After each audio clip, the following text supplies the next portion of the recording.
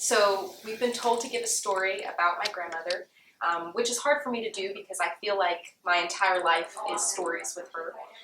I could think of so many different aspects of myself that are of Grandma.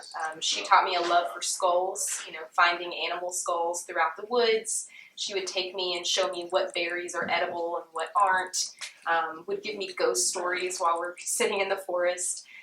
So she's really impacted my life in ways I can't even put into a cohesive sentence. But I think a really cool story that shows the impact that she had is me going to Goodwill and finding a few books for really cheap. Went home and I started opening up one, The Grapes of Wrath, and I noticed that the woman who had wrote her description in the front of the book's name was Karen, and she was in Michigan.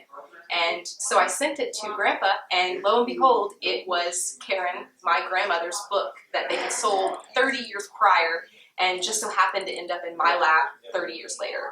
And I think that really just goes to show the impact that she had on the whole world, let alone my life. If you walk into my living room, half of the decor and furniture is from Grandma. If you walk into my garage, I have dozens of cards that she made, jewelry that she made for me. So I feel like, there's no way to just give one story about her because my whole life, I think, is a story of her and her legacy that passed on to me. And I just feel so thankful that I had years to be able to text her and hang out with her.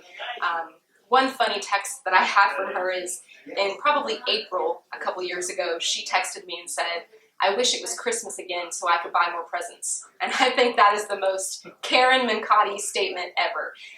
She was such a gift giver, and every gift was meticulously wrapped and from some random character that I couldn't have ever came up with. I have one book from Neil deGrasse Tyson and another book from the Easter Bunny.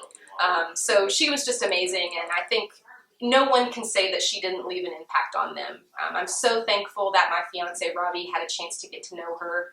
I'll never forget the first Thanksgiving he ever came to visit was the first Thanksgiving that Karen came down and had dinner with us in a few years. And she gave Robbie a tour of the house, and she talked so much to him, and it was just really beautiful to see her get to form a relationship with him.